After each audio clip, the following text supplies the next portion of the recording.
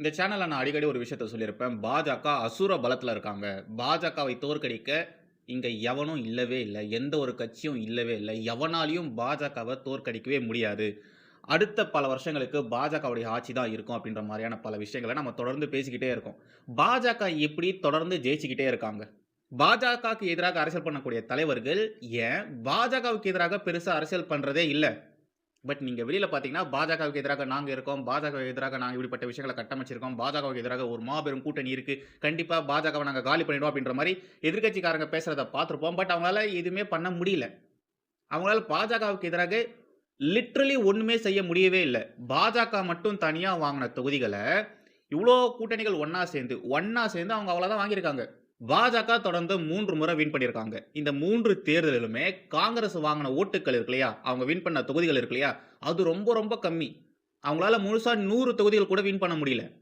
2014லும் சரி, 2019லும் சரி, 2024லும் சரி. இந்த முறை வந்து அவங்க 100 சீட்டு வின் பண்ணிடுவாங்கன்னு நெனச்சாங்க. பட் அவங்களால 100 சீட் வின் பண்ண முடியல. 90 சம்திங் தான் எடுத்திருந்தாங்க. அதுக்கே அவங்க பயங்கரமா கூச்சல் போட்டாங்க.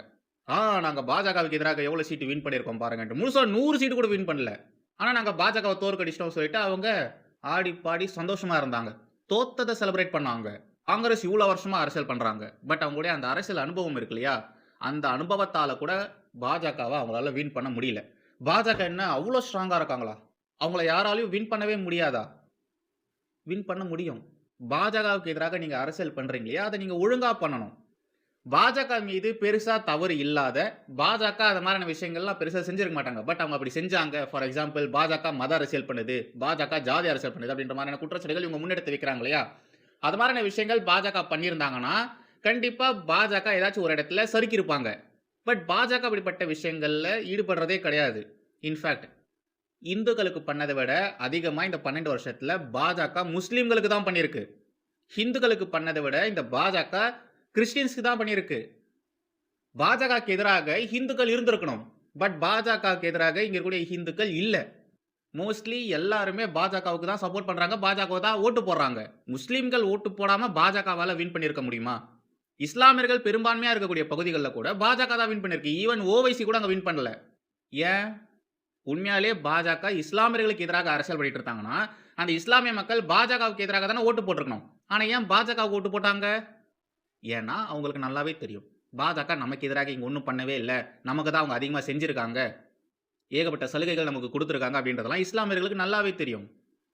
ஆனா, இங்க இருக்கக்கூடிய இந்த காங்கிரஸ் கூட இருக்கக்கூடிய கட்சிகள் இவங்க எல்லாருமே பொய்யான குற்றச்சாட்டுகள், அவதூறுகள். அரசியல்ல அவதூறுகள பரப்புறது ரொம்ப ரொம்ப நார்மல் தான். பட் அந்த அவதூறு மூலியமாக ஒரு அரசியல் லாபம் உங்களுக்கு வந்ததுன்னா, அது லாங் லாஸ்ட்டாவே இருக்காது.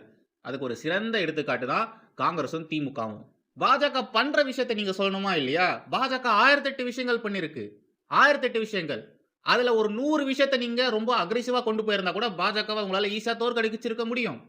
பட் இவங்க எந்த விஷயத்த கொண்டு போனா பாஜகவ தோற்கடிக்க முடியுமோ, அதை தவிர்த்து ஒண்ணுமே இல்லாத சப்ப மேட்ரு பெருசா எடுபடாது. அதெல்லாம் தூக்கின்னு போயிட்டு பாஜகவுக்கு எதிராக நீங்க அரசியல் பண்ணீங்கன்னா, பாஜக அதெல்லாம் ஈஸியா லெஃப்ட்ல ஹேண்டில் பண்ணிட்டு போயிட்டே இருப்பாங்க. லெஃப்ட் ஹேண்ட்ல டீல் பண்ணிட்டு போயிட்டே இருப்பாங்க.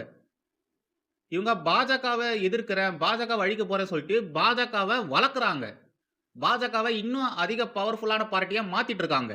இதெல்லாம் இவங்க தெரிஞ்சு பண்றாங்களா? தெரியாம பண்றாங்களான்னு எனக்கு தெரியாது.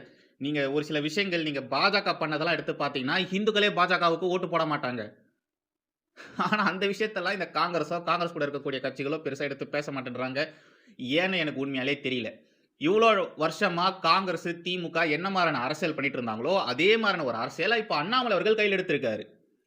பாஜகவுக்கு எதிராக அரசியல் பண்றது தப்பே கிடையாது. பாஜகவ கிரிட்டிசைஸ் பண்றது தப்பே கிடையாது. யார் வேணாலும், எப்படி வேணாலும் கிரிட்டிசைஸ் பண்ணலாம். பட் அந்த ஒரு லட்சுமண் ரேகாவ தாண்டாம கிரிட்டிசைஸ் பண்ணணும்.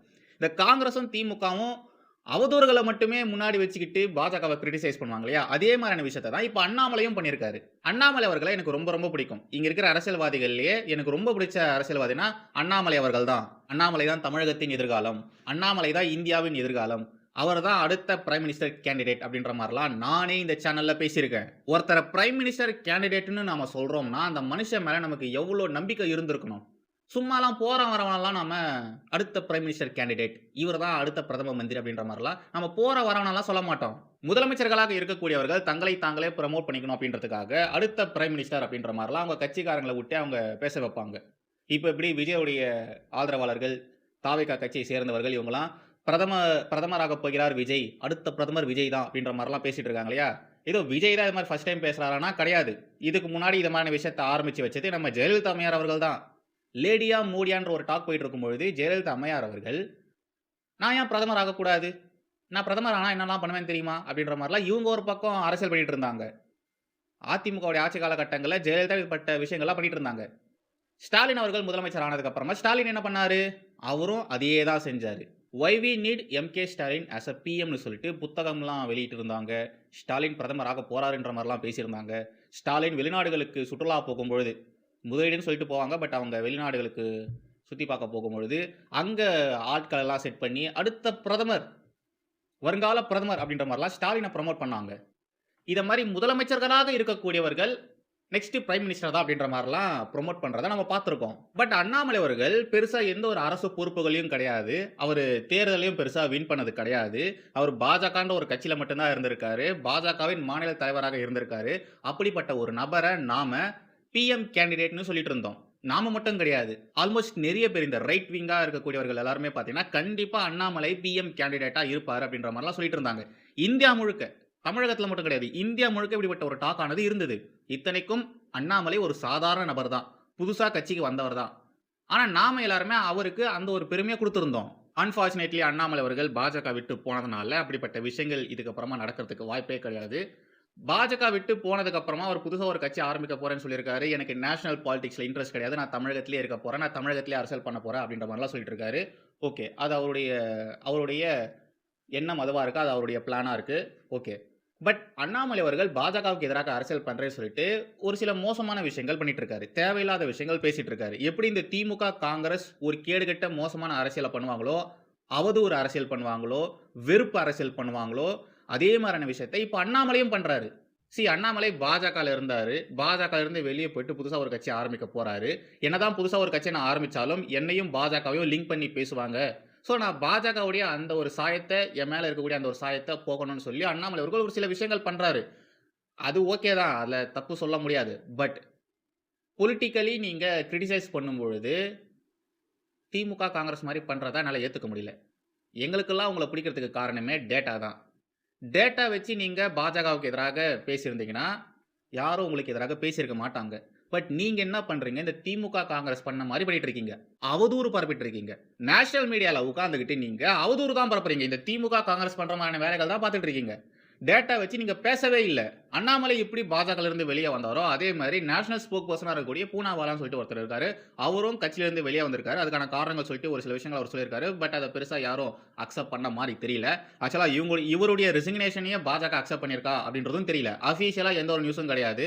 எந்த ஒரு சுற்றறிக்கையும் வரவே இல்ல. பட் பூனாவாலா பார்த்தீங்கன்னா, நான் ரிசைன் பண்ணிட்டேன். அவங்க ஏத்துக்கிறாங்க, ஏத்துக்கல. நான் வெளிய வந்துட்டேன் அப்படின்ற மாரி அவரு சொல்றாரு. இப்ப அவரையும் அண்ணாமலை அவர்களையும் லிங்க் பண்ணி ஒரு சில விஷயங்கள் இப்போ சோசியல் மீடியால போயிட்டு இருக்கு. 2021 காலகட்டங்கள்ல தான் அண்ணாமலை அவர்கள் பாஜகல சேர்ந்தாரு. அவர் பாஜகல சேர்ந்ததுக்கு அப்புறமா பாஜகவின் பெருமைகள்னு பல விஷயங்கள் அவர் பேசினாரு. அதே மாரி பாஜகவின் பலம்னா அது இதுதான் அப்படின்ற மாரி பல விஷயங்கள் பேசினாரு.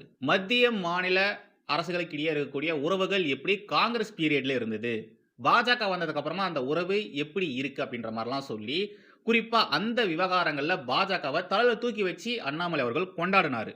நிதி பகிர்வு தொட்டு, மாநில உரிமைகள், வேலைவாய்ப்புன்னு எது எதுக்கெல்லாம் பாஜகவுக்கு முரட்டுத்தனமான முட்டுக்கள அண்ணாமலை அவர்கள் குடுத்தாரோ, அவர் பாஜகல இருக்கக்கூடிய இந்த காலகட்டங்கள்ல, ஐ திங்க் ஒரு 4 வருஷம், 4 1/2 வருஷம் இருந்திருப்பாரு. இந்த 4 வருஷம் நாய் மாதிரி பாஜகவுக்கு ஆதரவாக அண்ணாமலை கத்துனாரு.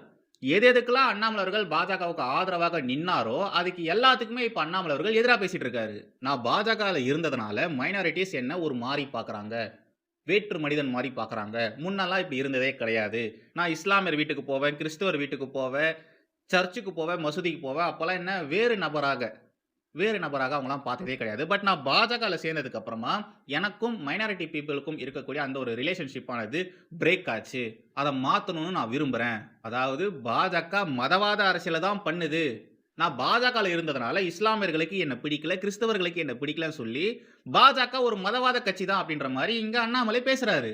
எப்படி இந்த திமுக எப்ப பார்த்தாலும் தமிழகத்தை வஞ்சிக்கும் மோடி அரசு, தமிழகத்தை வஞ்சிக்கும் மத்திய பாஜக அரசுன்னு சொல்லுவாங்களோ, அதே மாரி திமுகவின் மவுத் பீஸ் மாரி தான் இப்ப அண்ணாமலை அவர்கள் பேசுறாரு. மதத்த கழட்டி வச்சுட்டு தான் வெளிய வரணும்னு சொல்றாரு. அப்துல் கலாமுடைய ரிலேஷன்ஸே யாருமே பெருசா குல்லா வைக்காத போது, இவரு கர்ச்சீஃப் எடுத்து கட்டிக்கிறாரு.